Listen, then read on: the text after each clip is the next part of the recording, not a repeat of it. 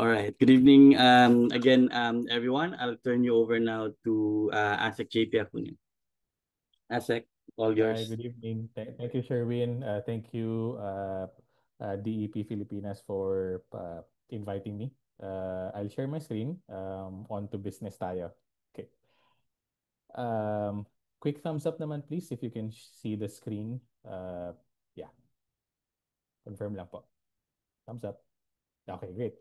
So, thank you again. So I'll be discussing Data Governance 101.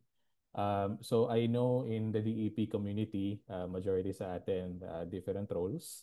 But for sure, meron kayong takeaway in my session. So I'll request for you, if you have any questions, write them doon sa chat box. I'll go back to them um, before the second presenter proceeds with the second session. So lagay niyo lang doon, pag-usapan natin mamaya. Okay, let me continue. So I'm ASEC JP Acuña. Currently, I oversee the ICTMS, Information Communication Technology Management Service of DSWD, and concurrently the Chief Information Officer of the department. But for those who already know me, hindi ako bago sa DEP. In fact, I was invited by DEP to do some sessions na rin on data management. But the topics I will discuss with you were informed by the several engagements I have with government over several years. So before I came to DSWD, I already went to World Bank as their digital health specialist for the Philippines and also supporting other countries. Even before that, I was a DICT consultant doing data architecture work sometime in 2017, 18, and 19. So I hope with the credentials I have, we can have a fruitful discussion and I can share with you your experience ko over the years that can potentially inform your data management careers. So I'd like to encourage everyone, kindly fill out this quick survey. I encourage you to scan the QR code, use your mobile phone or use your computer. And then tingnan natin where are we in the data management practice. In data management kasi, as you fill out the form, I'll describe it to you. In my experience kasi, data management medyo malapad siya and maraming expectations out of us. Usually, we start as an analyst, as a programmer. Sometimes, binibigyan tayo ng role as a project officer. No? In the private sector, medyo mas may structure na yung malalaking companies on data management roles. Pero for startups, parang all-in-one eh. So as you fill out this form, you'll get to understand with the responses kung nasaan tayo doon sa data management practice. And after you fill out this form, you will be able to map out ano yung key competencies that you may need to have in order for you to specialize in data management roles no, in your respective organizations. So let me do a quick check kung nasaan na tayo doon sa submissions. 4 questions lang yan, mabilis lang yan.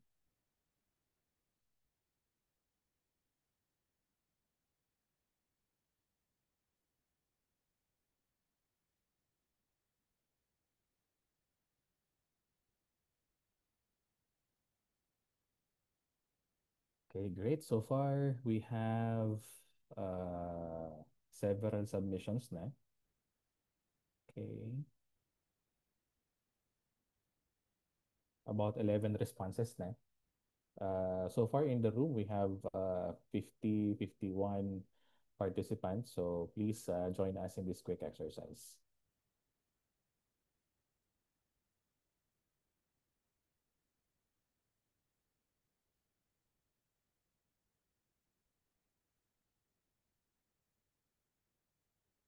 Yeah, 21 na. Sige. 30 more seconds.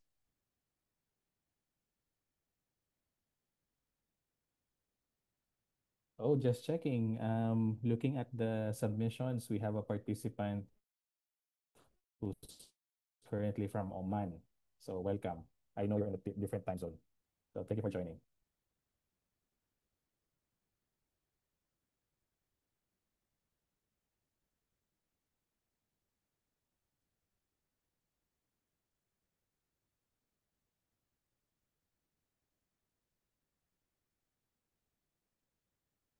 Okay, we have 28 respondents again. So if you're not yet done, just submit.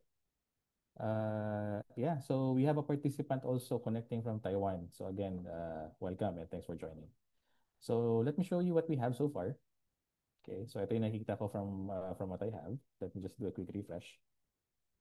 So by the way, yung tool na ginagamit natin is a survey tool. If you're interested, it's on blockchain. Uh, Yun lang, FYI. So we have 31 respondents. Let's do a quick analysis, no, of our submissions. So majority of our submissions came from, okay, yeah, there you go. Uh, Majority are involved uh, in question number one, so they answered yes. Uh, Majority of number two said no. Majority of number three said yes. So nagko-collect, nag-encode ng data. Majority then, heavy majority of number four also said yes.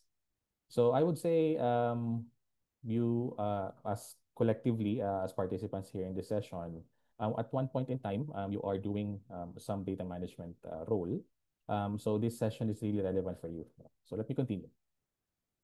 So based on your responses to the questions, so if you're someone who's ultimately accountable for the data, you can consider yourself a data owner. If you have deep knowledge of how data is managed from production until consumption, then you are a data steward. If you are someone who is tasked to collect or encode the data, then you can consider yourself as a data producer. But if you're someone who's involved in data processing, analysis, and interpretation of the data, then you are a consumer. In other contexts, there are times na you are part of the ICT group and you provide technical support roles on data management. I've seen this happen in government that you might be part of any or sometimes at all of those that I mentioned kanina in the above roles. So I encourage you to take note of what you have identified yourself here based on the quick explanations. So again, you may have one or many roles based on the descriptions here. So I encourage you to take note of what you have. Gagamitin natin yan mamaya in my last slide. Okay, let me continue. So data governance is really something foundational, as I may call it, because it's how you manage your data assets. You may be already familiar with doing data management roles, especially if you're doing data processing, data quality improvements, data cleansing, and so on. But there will come a time that you will come to a barrier or may encounter niyo yung barrier na yon as if you cannot proceed anymore. Sinubukan mo nang gawin lahat na kaya mong gawin at your level, but it seems na may kulang pa. And usually, yung kulang na yon on how to improve your data management work is really introducing data governance. Because this is how we arrange our organization or convince our organization that data management is not merely an afterthought. It is actually a way forward in our data management activities organization. So kapag kulang kayo ng policies and standards, if unclear ang data ownership, if yung data quality work natin ay paulit-ulit, parang hindi na nauubos yung ginagawa nating pag-aayos ng data. Kung wala tayong malinaw na listahan kung anong data ang meron tayo, if we don't know sino dapat ang may access to certain data sets that we have, and we don't know how data can contribute to our compliance, lalo na we have data privacy in the Philippines, a strong one at that. And we don't know also how do we track yung gamit and yung use ng data natin. So if you have problems in any of those, you need data governance. And data governance, I have recommendations based on the role that you have identified kanina in our quick exercise. So this diagram was copied so in reference to the data management body of knowledge, or DMBOK as we call it. So as you see here, data governance usually becomes an enabler for potential blockers in any of the outer disciplines or knowledge areas identified in this diagram. So majority of you might be working on, let's say, creating dashboards and reports. So that's data warehousing, business intelligence. Some of you might be involved in data quality improvement. Some of you might be figuring out, do you want to centralize or federate your databases? So that's data storage and operations. If you're heavily involved on APIs, ETL, so that's data integration and interoperability. So those are specific domains that you may want to specialize, pero there will always come a time na may hangganan lang yung kaya mong gawin in your respective disciplines. So usually the data governance is here at the center kasi siya yung tutulong sa atin to identify if the problem area that we have detected may be addressed by the other knowledge areas found in this wheel. So for example, nakita natin yung data quality issue and nakita natin na hindi natin pwedeng gamitin yung data na yon. However, pag hindi na ninyo kayang ma-exhaust how to resolve the issues on data quality, baka kasi nasa ano yan nasa data entry. However, you may need to work with the data entry people in your organization that might be reporting to a different office or to a different organizational unit. So usually talking to them would require some data governance intervention by coming up with task force or uh, tawag doon, mga technical working groups or something na kailangan i-organize until na ma-resolve natin yung issue. And usually, a data governance conversation would be needed there.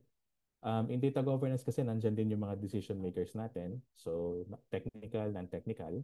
And sometimes nagka-cut across yung issues natin to other domains. So, nabanggit ko kanina, the issue might be data quality or poor data quality. But the resolution might be on the data storage and operations. Kasi nga, baka kulang yung data quality rules where we are encoding the data. So baka yung mobile app natin or yung web app natin, baka kulang yung data quality doon. And who knows if yung system natin for data quality, for data encoding rather, is outsourced. So we may need to escalate yung issue to our outsourced service provider. So you can do that via data governance. So very useful itong diagram na to to really lay out ano yung mga relationships ng kanya-kanyang specialization to data governance and vice versa. I would like also to share with you that data governance is foundational across all activities in data management. The reason for that is I would assume majority of us are very familiar with business intelligence and analytics kasi ito yung sexy part of data management. Dito natin ginagawa yung mga reports, dashboards, and this is where we present and visualize yung data natin. So sexy yan kasi yan yung nakikita ng mga users natin. So these are our reporting systems. However, for us to develop yung BI and analytics layer, dapat maayos yung ating data warehouse and master data. And then, nakalink dapat yung data warehouse and master data natin with systems and applications where we can find the system of record. Okay? So, yan yung mga data sources natin. However, yung mga issues and problems that you may encounter in the upper layers can actually be resolved by our data governance here sa ilalim. So, you may be encountering this already in your organization na magaganda nga yung mga systems natin pero napapansin niyo baka hindi interoperable yung mga systems. Sometimes may mga silos tayo of information in our organization. So usually the missing conversation is yung data governance natin. So don't worry, I actually prepared some recommendations for you based on your answer doon sa ating questionnaire kanina. Mamaya i-share ko sa inyo yan. So I'd like to share with you yung data governance in action from the organization I'm part of. So DSWD, we recently approved yung data governance framework namin. And this is how we see data management in DSWD. But for us to effectively manage yung data namin, we have identified several layers of interventions. So meron kasi sa mga government agencies that we have to have strategic directions. Ano yung mga priority projects namin. And for the strategy to be articulated to tactical day-to-day guidance. So ito yung mga enabling activities namin. Tapos we have the lower layer, yung operational. So ito yung mga ginagawa namin on a task basis. So we are thinking of data management as multi-layers. And if you are a decision maker in your organization, um, if you have any questions, just send over your question over the chat box. We'll discuss. So if you are a technical practitioner, magandang maintindihan kung nasaan tayo dito in the layers. Kasi we might be automating a lot of things, pero if you cannot map it out doon sa why we need to do this in the first place, baka technical exercise siya na kailangan siyang ulit-ulitin and hindi natin na-address yung root cause. So that's why I'm suggesting to really have a framework para ma-identify natin yung issue and we correct the issue at source.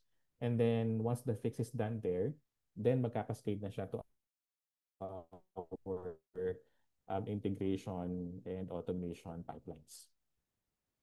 I'd like to share with you as well yung generic data architecture that we are promoting in the department. So feel free to copy this. But what I'm saying here is that in data governance is very important to us kasi iba-iba yung mga projects that you see here in the boxes. So for example, yung nasa ilalim, ito yung mga data sources. This is where we pull the data from. So usually, ito yung mga encoding system namin. Araw-araw dyan nagsasubmit ng data.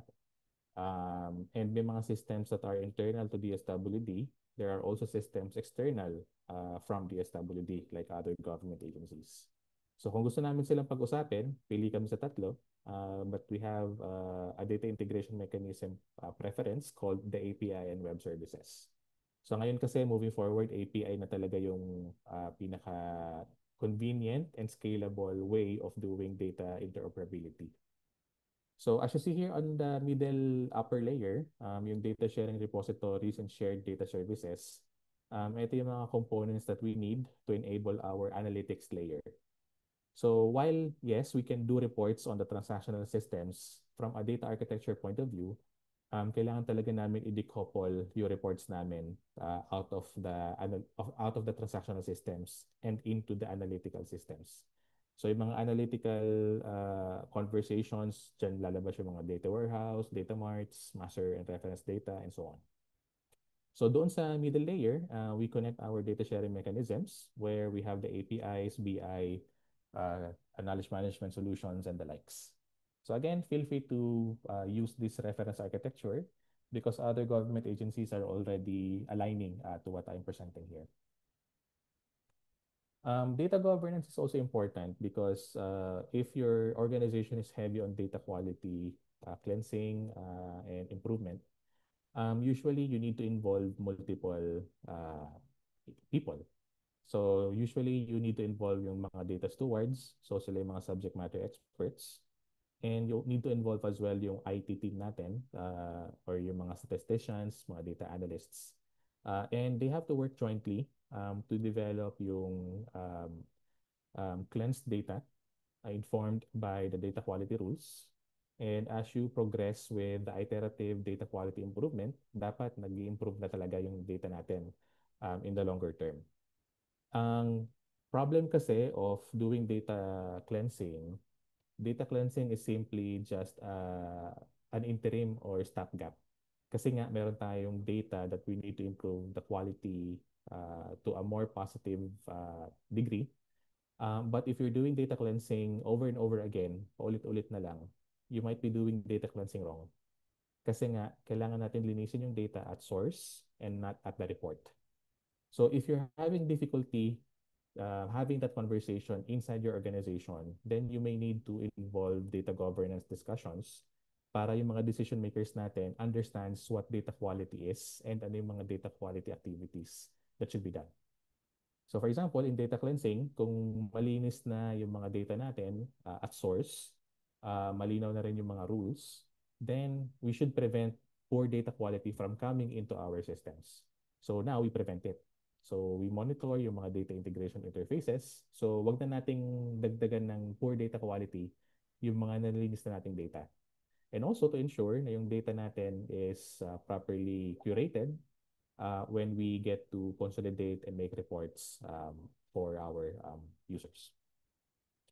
I'd like also to share with you that this is a generic data warehouse design. wherein several of the integration points here are technical. But I would like to emphasize that usually in data warehouse projects, dyan nagkakaalaman na kailangan pala ng data governance because we are pulling several data from different data sources, from different systems. And usually yung mga iba-ibang systems na yan, they have their own ways of managing, collecting the data. So you'll be surprised in a data warehouse project, may mga ano dyan, data na pare-parehas ang terminology, pero iba-iba yung mga definition. So you have to harmonize them. There are also data sets na magkakaiba yung terminology, but they eventually end up explaining the same thing or using the same definition. Again, you need to harmonize them. Kasi if we don't resolve them, you'll have a problem of which data to prevail over the other one. So mahirap yun if you don't get the foundations and fundamentals right. So ito lang yung inner working, inner look of what a data warehouse looks like. If you need to go deeper about this, I encourage you to look at the DM book for more details. Okay, so I did mention about some recommendations. So again, if you find yourself encountering a problem, or if you are interested to know what you can do as data management role that you identified kanina, may kodigo na akong prepare. So feel free to copy this, get the QR code, kasi nag-prepare ako ng several guide questions to the identified data management role that you have kanina. And may mga recommendations. So if, for example, if you're a data steward, so follow mo na lang yung matrix. If you are a data producer, follow mo na lang din yung recommendation ng matrix. I think it's self-explanatory. So if you want to go deeper, let's have a conversation. Okay? So with that, thank you very much, and I'll be happy to discuss. Let me check if you have questions in the chat box.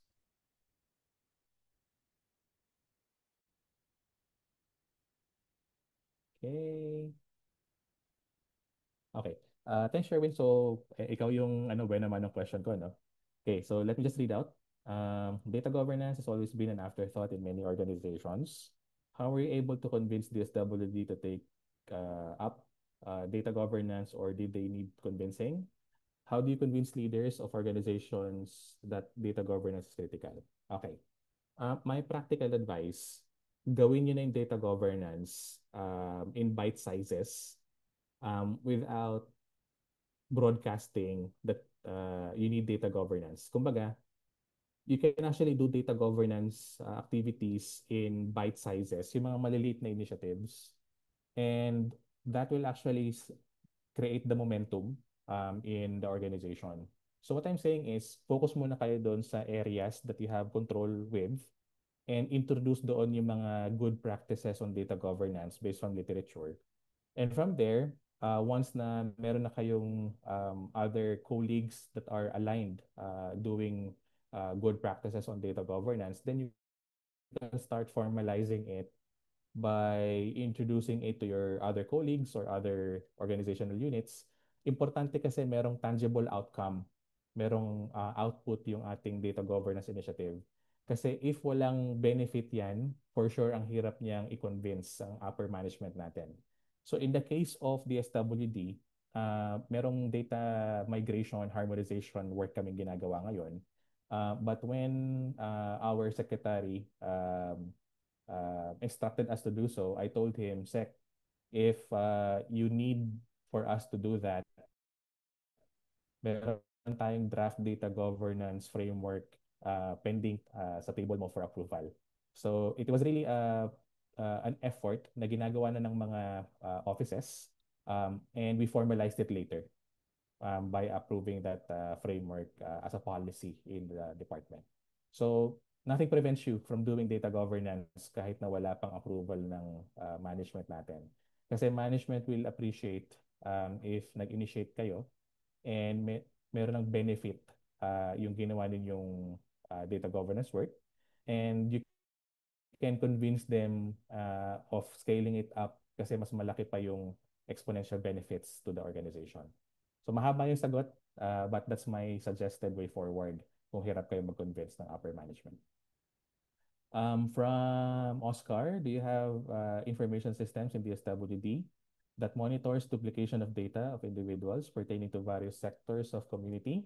Example for seniors, PWD, single parents. So, Oscar, meron kami.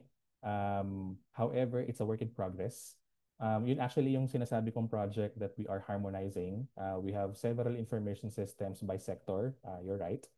Pero meron na kaming tinatawag na Dynamic Social Registry, which is our master data service for DSWD beneficiaries. It's a work in progress. We hope to have that go online by fourth quarter of this year. Okay, so I hope I was able to answer that.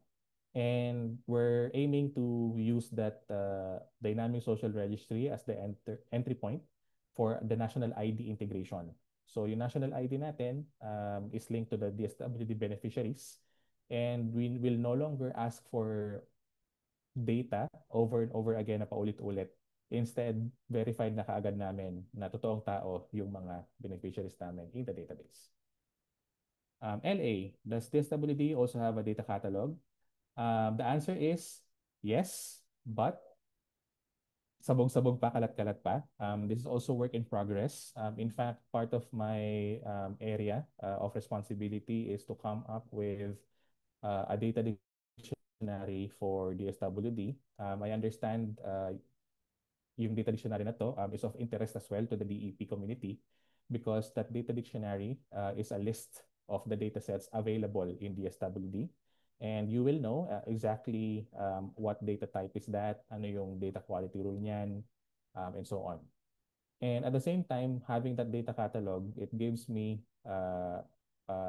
it saves us being the provider of the data and the requester of the data, saves us time. Kasi kung wala sa listahan namin yung data na hinahanap mo, wala yan sa DSWD. So we're doing data catalog harmonization as we speak as part of our reforms in the department. Oscar, as of now, DSWD seeks for CBMS data that we currently store. In fact, merong malaking data sharing na gagawin ang CBMS data to DSWD from PSA. So my office is actively involved in that role. So we're hoping to get the data this July kasi kailangan namin yung data na yun to identify our potential beneficiaries in the expansion and new programs for poverty reduction ng department. From Joven, same with LGU, relies on the current community-based monitoring system, but it depends pa rin sa LGU implementation. I agree. That's why the CBMS data sharing is a data governance conversation within government and LGUs. Out of the 4 roles from Sherwin, who usually plays the DPO role, that depends, no? But if you ask me, yung data owner, yung making sense to be the DPO kasi siya yung may full accountability to the data that he or she is overseeing. But if the data landscape in the organization is quite diversified, meaning maraming data repositories, usually it's somebody who's an executive na data steward. So high-level data steward siya if malaki yung organization. So I myself consider as a data steward kasi I oversee yung mga iba-ibang systems of the department, but I'm not the DPO. Meron kaming specific DPO who's functioning that role, but I myself as a CIO enables the DPO to do his or her job well. Okay, so meron kaming relationship. Also from Chester. I'm also from a government agency with poor to zero data governance. How did DSWD start their data governance and who should initiate? So from my understanding then, Chester, and from my experience rather, usually data governance, nare-realize kagad yan ng mga IT units natin. However, hindi siya dapat yung dapat lang mag-lead. Kumbaga, it should be a collaboration and dapat ang mag-lead would be the planning or policy unit enabled by the IT unit. The problem kasi of data governance na IT ang nag-lead, ang impression niya ng management is, hindi, IT project lang yan. However, if the planning unit or the policy group is involved, it's really cutting across to your government agency. I believe it's the same with private sector. Usually may mga corporate planning yan or strategy management office. Sila yung dapat nagli-lead yan in the private sector. One challenge is walang plantilla position for data roles. Agree, Sherwin. That's why I'm looking forward to having this formalized soon. Okay. From Oscar, influenced by politics, but politics can actually be an enabler. So try to figure out who's the decision makers in your organization and try to work with them para meron tayong anchor point for that. Congress should craft laws about data governance positions if exists. I agree. And if merong ganong guidance from legislative group, then the DBM can have that follow through. Okay, Oscar. Oscar, can you share with me kung anong organization ka? I believe sa city ka, no? Kasi CSWDO. Sige. Siguro I would like to defer itong question ni Rizette later kasi meron tayong conversation with the second speaker. Okay? Sige. So, I think that's all from my end. So, I hope marami kayo napulot. And again, I encourage you, tingnan itong QR code kasi kodigo na yan for those who wish to explore data governance respective to your data management roles. So with that, salamat. I'm here for the entire session. If you have any questions, pwede pa natin pag-usapan later. Thank you. Thank you very much, ASEC JP, for that, powerful discussion on data governance. So just an FYI to everyone, there's going to be an initiative within our three education agencies, DepEd, CHED, and TESDA, on data harmonization across the education sector. We hope that ma-pull out namin si ASEC JP from DSWD to work on that. So looking for, medyo madugo yung education sector natin. Again, thank you very much, ASEC JP. At this time, we're now welcoming Kevin Christian Amparado for our next topic. Kevin?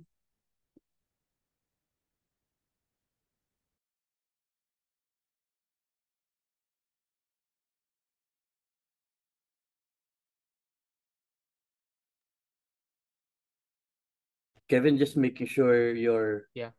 Okay. Am I audible? There you go, yes. Thank you. I'll just share my screen.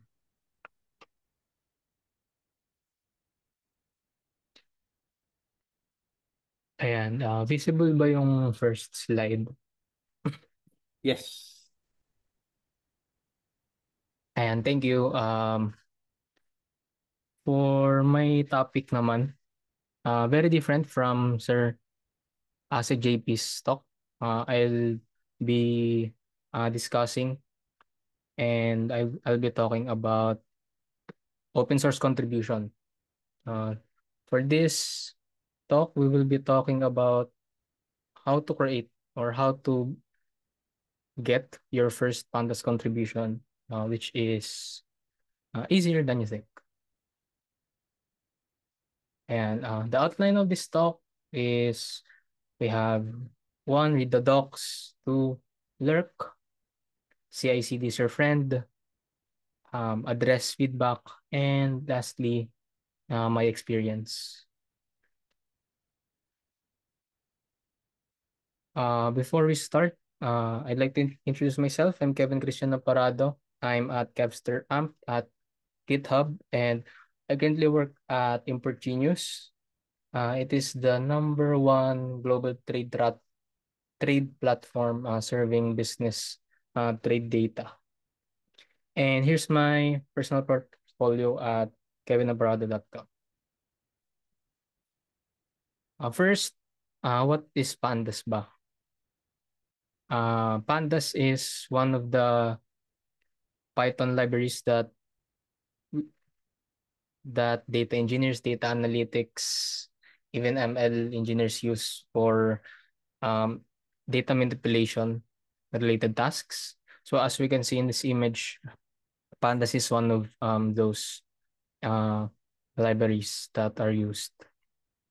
From the Pandas repo, Pandas is a flexible and powerful data analysis or manipulation library for Python.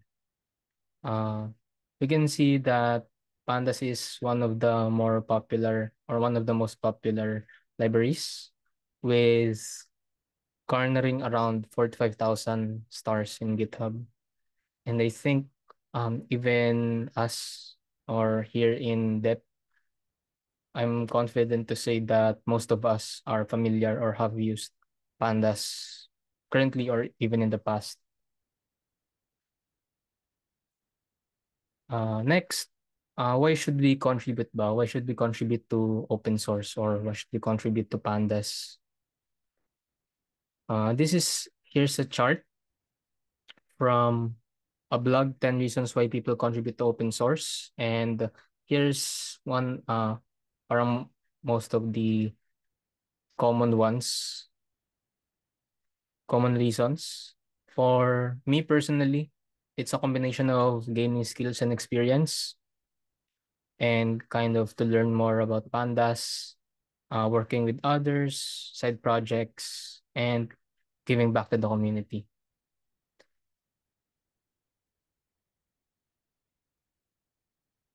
My first PR in Pandas was not something too complicated. It was a simple fix on the documentation. Initially, when we see Pandas, it has a lot of objects, functions, classes, but contributing to Pandas is actually pretty simple and pretty easy. For starters, I recommend to start contributing on the documentation first. It's also pretty important to make sure that the documentation is accurate, because it is the main reference for information in everything related to the Pandas library. So here, this is my first PR. It's just a improvement sa data frame group by .std na delta degrees of freedom parameter. So, and originally kasi walang nakalagay dito sa DDoF, degrees of freedom lang. And the improvement was to kind of make it more verbose.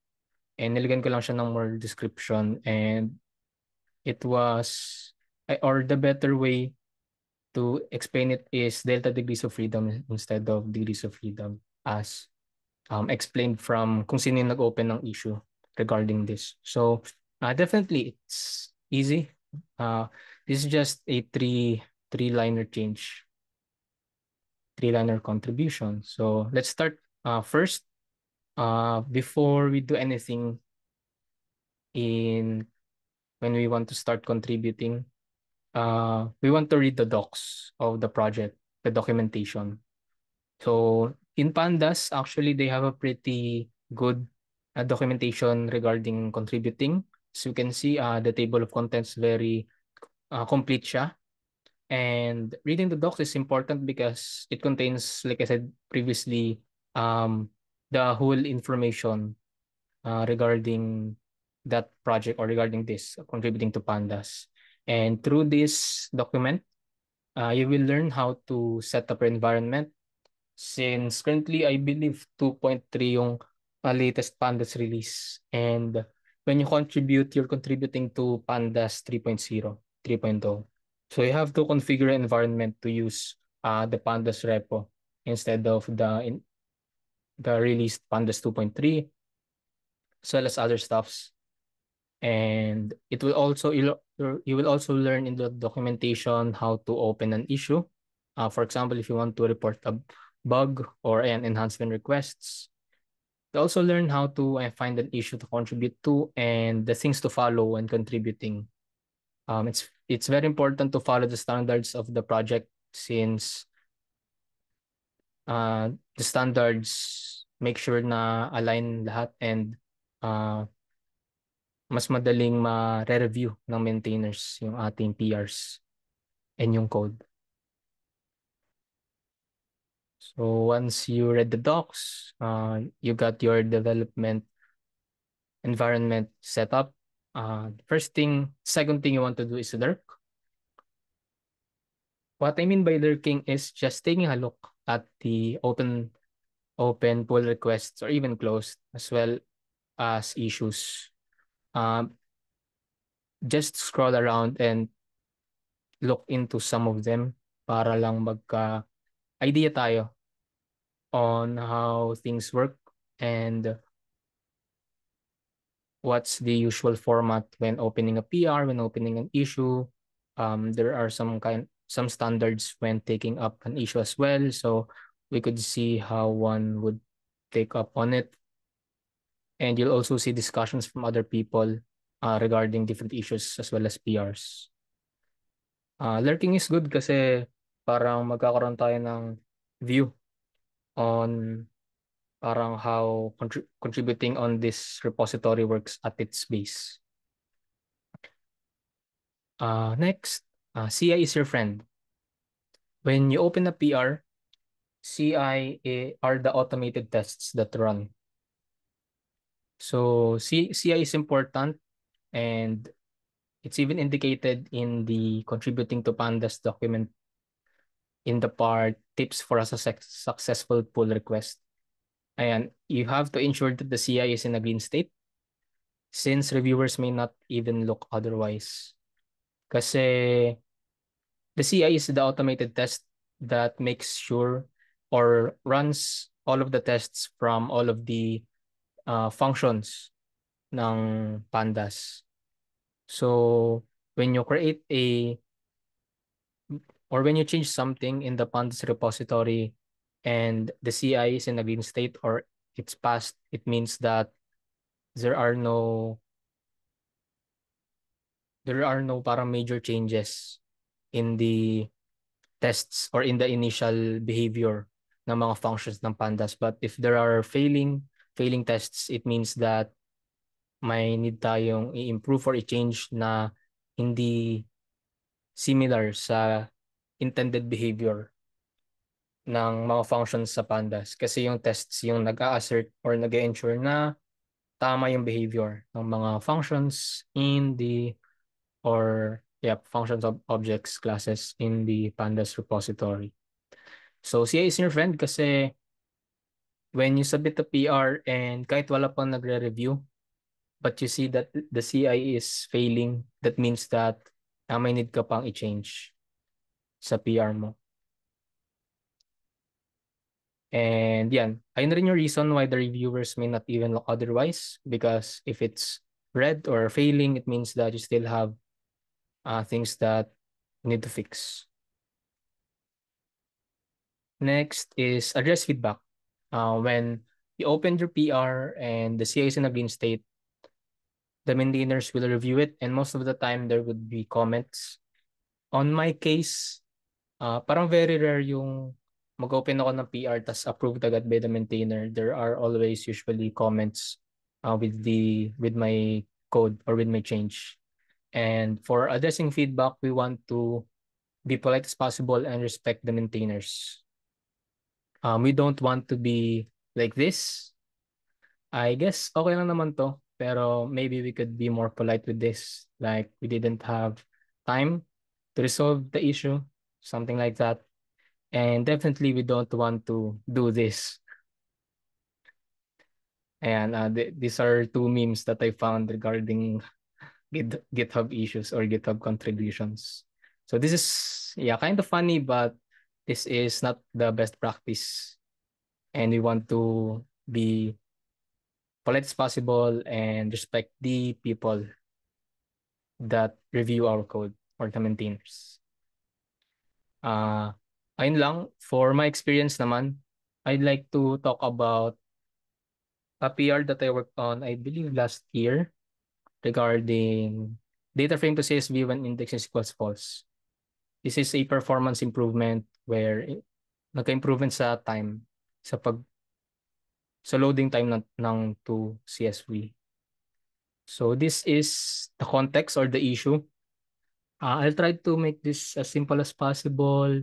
We've got 3 operations right here, operation ABC.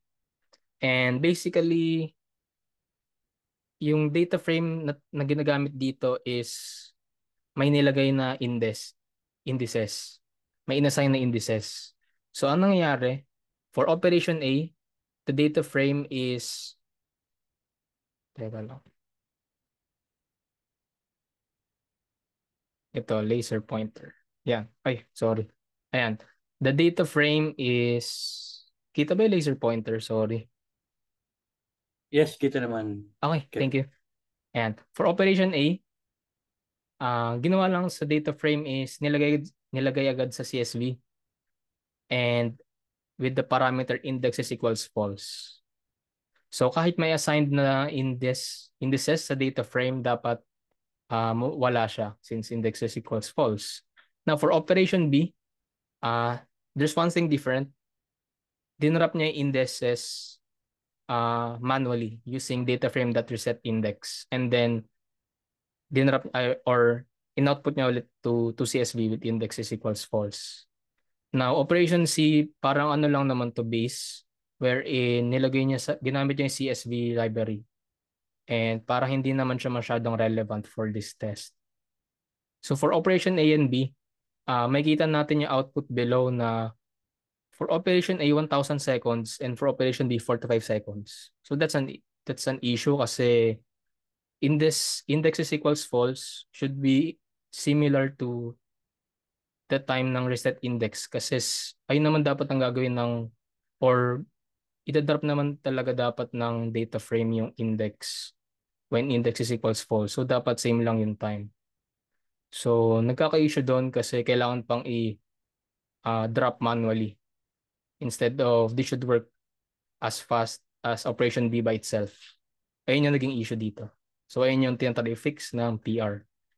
So ang ating findings is, from Marvin's question, is the write.csv alternative to CSV function? Itong write_csv is wala to sa pandas. This is from the CSV library. Siguro wag na lang natin to consonant for this one kasi parang base lang siya. Parang ang test dito is operation C is if you export to CSV parang without the indices na or without handling the indices itself kasi ginawa niya ng diretso sa CSV library not through the data frame to CSV. Pero yung findings natin dito is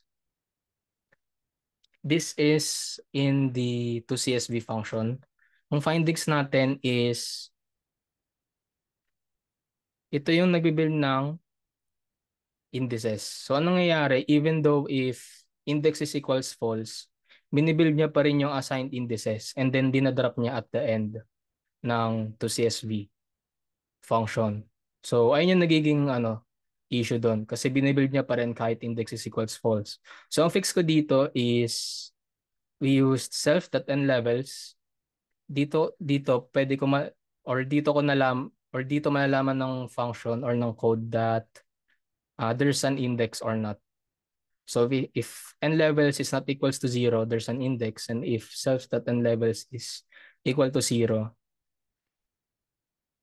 ibig sabihin wala siyang index. So simple change lang siya.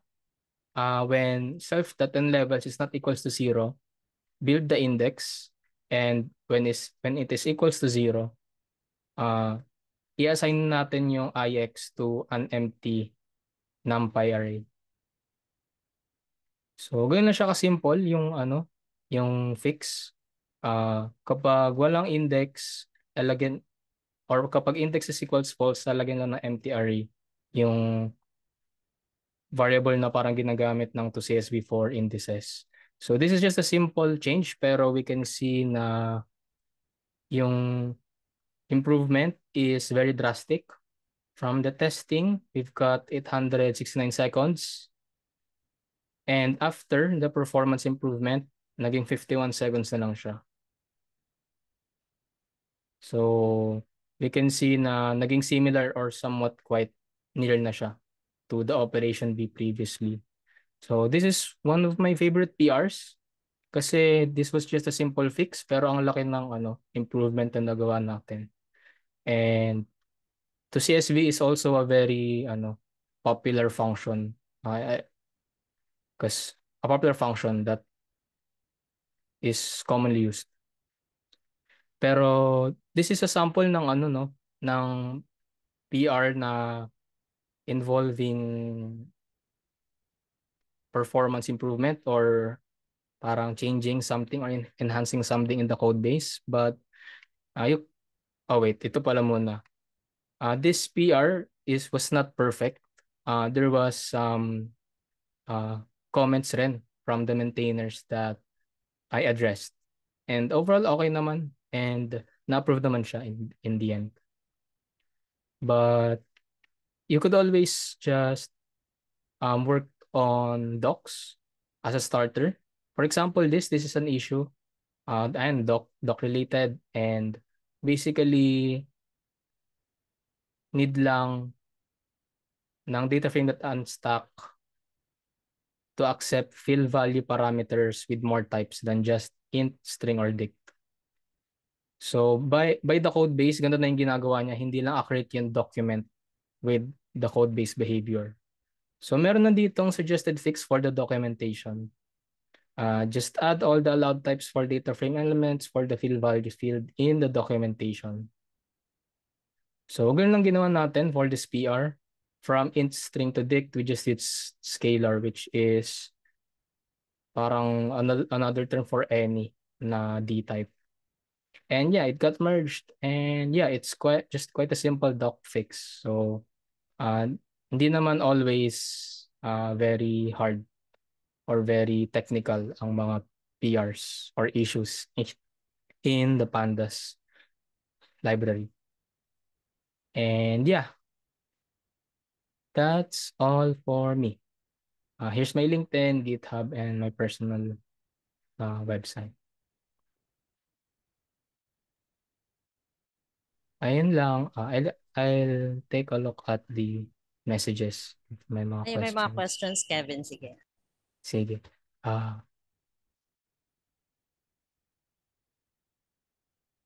I think may nagtanong if saan makakahanap ng ito. How do we look for good open source project to contribute to? For this, Michael, I suggest contributing to open source projects that you already use kasi familiar ka na doon. Pero as an alternative, you could also check, I believe, goodfirstissue.dev yung name. I-check ko lang.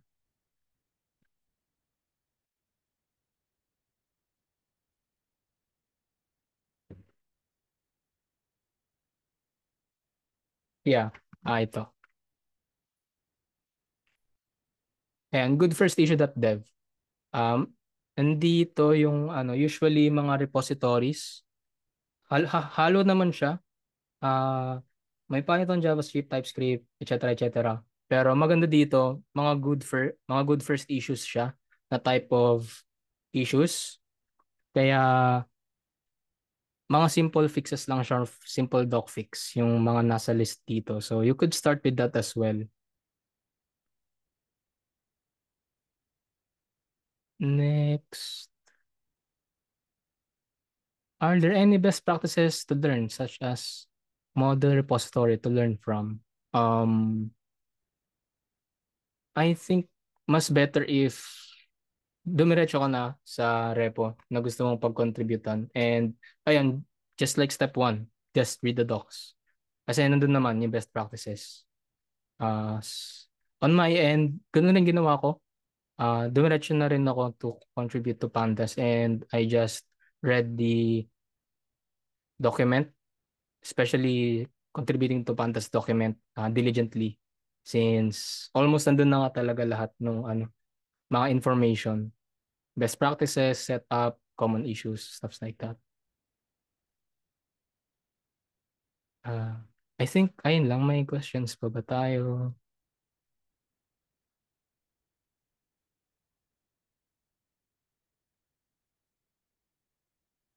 Ito. Yeah. I think same rin ito sa question ni Michael. Yung question ni Kuji.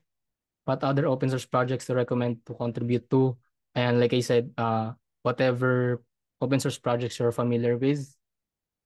And you could also check goodfirstissue.dev for projects with easy issues to take or parang for beginners siya. Sa akin naman, aside from Pandas, I contribute to Strava Libren. It's a framework na ginagamit yung Strava API, parang pinabasic lang yung mga functions. And I also contribute to that kasi I also use it a lot. So parang ganun yung main projects na kino-contribute ko, yung the ones that I use a lot kasi doon ako pinaka-familiar. And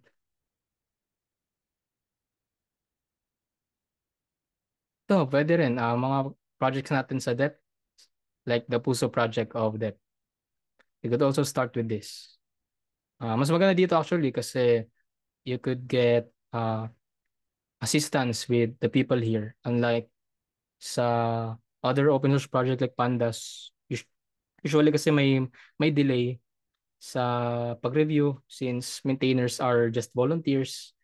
Usually ilang days bago may feedback. And maganda rin sa DEP, pwede ka rin mag-ask sa Discord, unlike sa other open source project na direct sa lang sa GitHub. Sa GitHub lang yung main source of communication. For John Alex Robles, as someone who would like to begin with open source contribution, how do we deal with the notice that you're not an expert enough? How do you navigate this? I think hindi naman required na expert enough for contributing. I would disagree.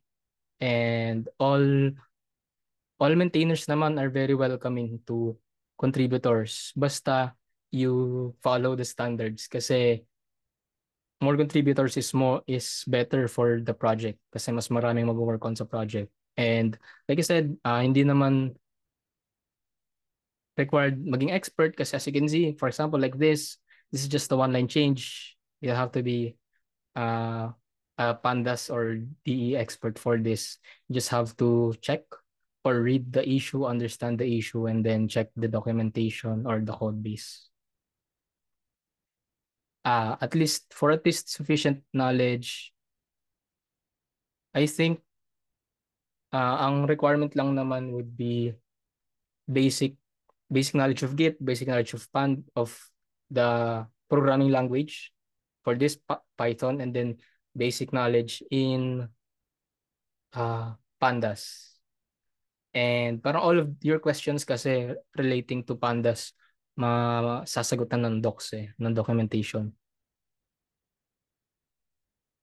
Whether function related or contribution related.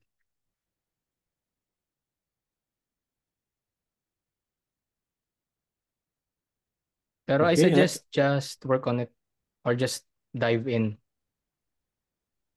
Ayun lang. Thank you.